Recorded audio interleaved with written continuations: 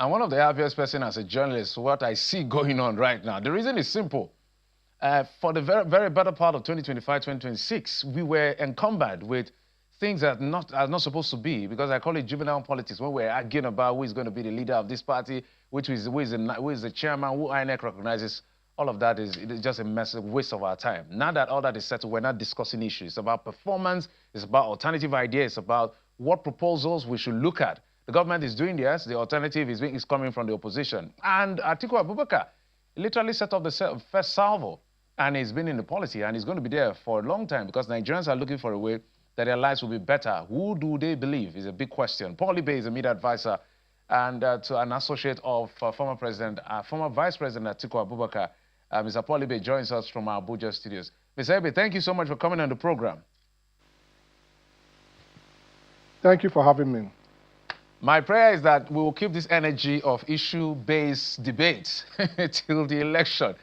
But whilst we're enjoying this, let's talk about what has happened with Alhaji Atiku Abubakar. Some of us are excited that he set off this fire, and everybody is now looking at what options are available. But the next phase is what we're talking about now. It could be beautiful on paper to have production-targeted subsidy.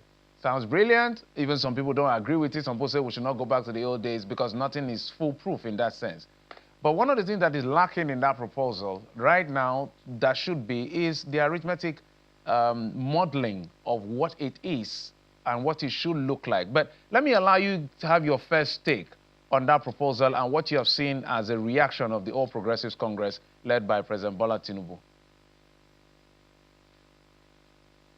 Yeah, good afternoon, and thanks for having me. First of all, let me congratulate Nigerians, especially our Muslim faithful, on the occasion of the Eid al-Malid. It is my prayer that by this time next year, they'll be having a much more joyous, a better Eid al-Malid. Yes, Atiku has presented alternative policy, alternative solution, which is what this is all about. And the reason being that what we have in the Tinubu policy, of subsidy, it's not working for the average Nigerian. I mean, make no mistake about that. The conversation so far and the feedback has clearly shown that Nigerians are desirous of an alternative. If a policy is not working, I mean, the mark of leadership is to subject it to a review. And that's what Atiku has done. And his policy is very simple. Hitherto, and first of all, we are not going back to the Egypt. When I mean back to Egypt, I'm talking about the opaque subsidy regime, that we had in the past, that had multiple, organizations in the whole, in the chain. We had the importers, we had the refineries where they were buying the fuel from, we had port operators and all of that, and the government paid the difference, of the price as subsidy. That's not where we are going to. Where we're going to, the Atiku, subsidy, plan under the, under the auspices of the Atiku Economic Recovery, program, is to ensure that the subsidy is located in the barrel. It is simple. If you're giving 100,000 barrels to, refinery A, you know where that, you know where to check, where to follow, where to track.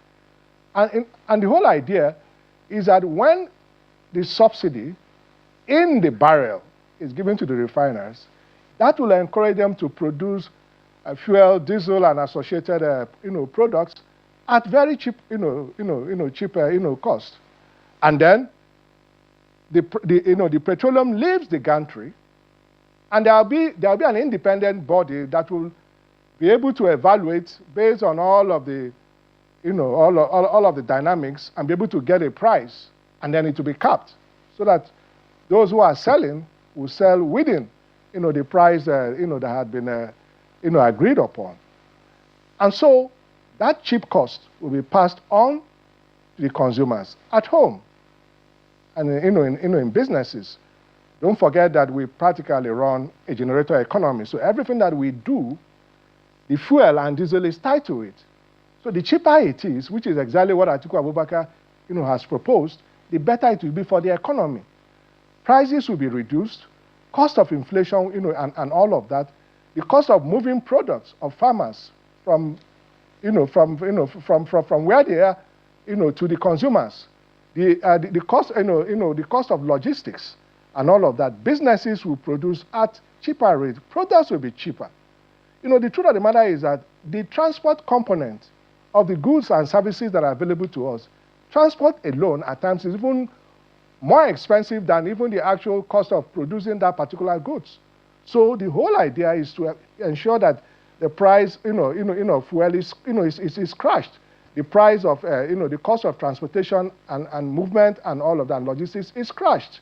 And that will impact, beyond the filling station, prices will be lower. And with lower prices, we will get, better, Nigerians will be better for it. Because right now, as things stand with this removal of this policy, which was not well thought through, which was just dropped, in a very cavalier manner, Nigerians are suffering. And you don't need to, all you need to do is just go, go to the streets and do a poll. And, you don't take it from me. And so we've, Atiku has invited us as Nigerians to have a conversation, around this. And not for people who have resorted to name calling. I've heard people say that over their dead body. Make no mistake about it. We don't want anybody dead. We want them to live long enough to see the benefits of the Atiku Abubakar policy plan. It will be good for Nigerians. It will be good for businesses. Overall, it will impact positively on the economy. All right, Ms. Aide. So I think, and I've said this over and over, we're going to keep repeating ourselves during this campaign season because you can look at the macroeconomic data and see that there's stability. We can't deny those things. And we can also see that it's not trickling down in terms of the micro. Those are two facts that are true all at the same time. Now we're looking for a bridge between a connection, that disconnect between macro and macro. So we may not be able to do aggregation bias. If we want to be factual, we know that one, there's a gain one somewhere and there is pain on the other end. That's what we are looking at.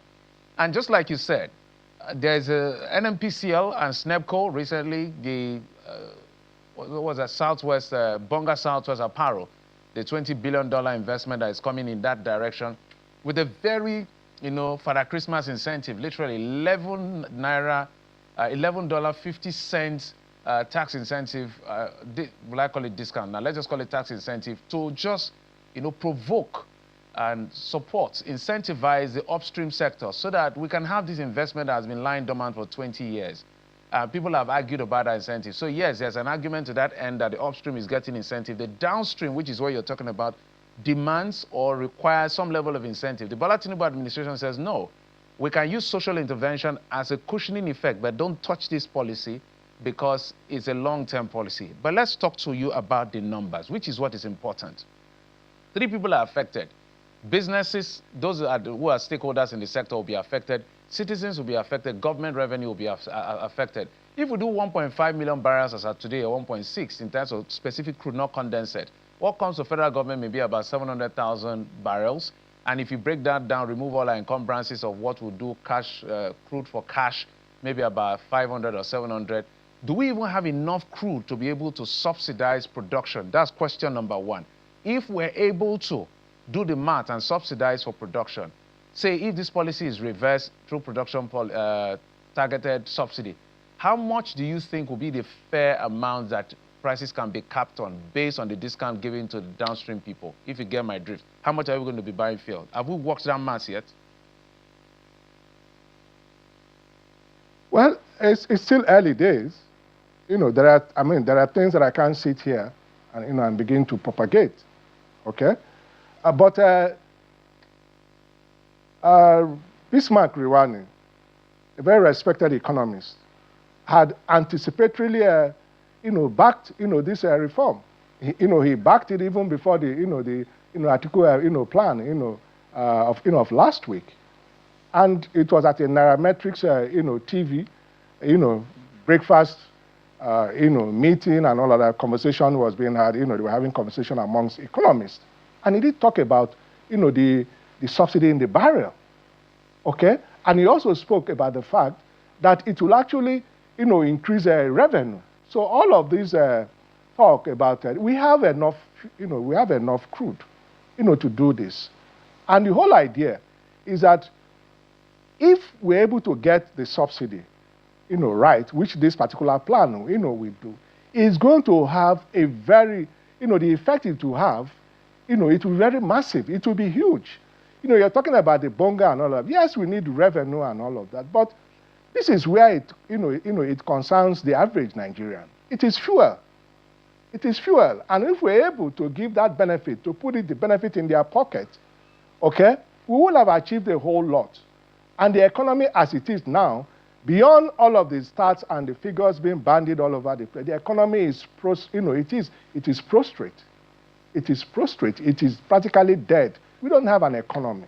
Okay? Because for as long as the average Nigerian is unable to have the benefit of these policies. My apologies, Mr. Poverty is on the increase. It's on the increase. So what are we talking about? More and more people are being sucked into the poverty trap. Mr. Aide, I do not intend to cut into your thoughts. Working. Yes, I do not want to cut into your thoughts, but just give us an idea, because you're one of the people that are closest to His Excellency, the former Vice President.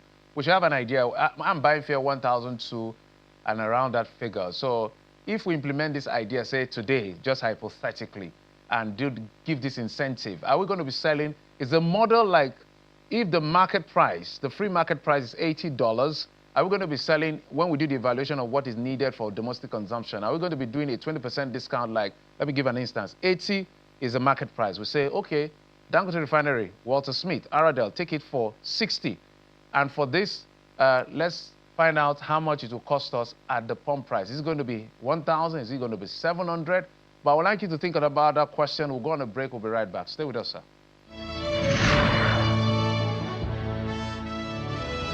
Welcome back. We're still talking about the issue of the proposal, the salvo that came from the subsidy debate. Paul Ibe is a media advisor and a close associate of former Vice President Atiku Abubakar is our guest. Ms. Ibe, I'm sure you got my question as to how working the numbers, because the social interventions that the government has talked about, some may be effective, some may be ineffective, some may be efficient, some may be inefficient, but what is agreed is that it's inadequate. So that's why we're feeling the heat.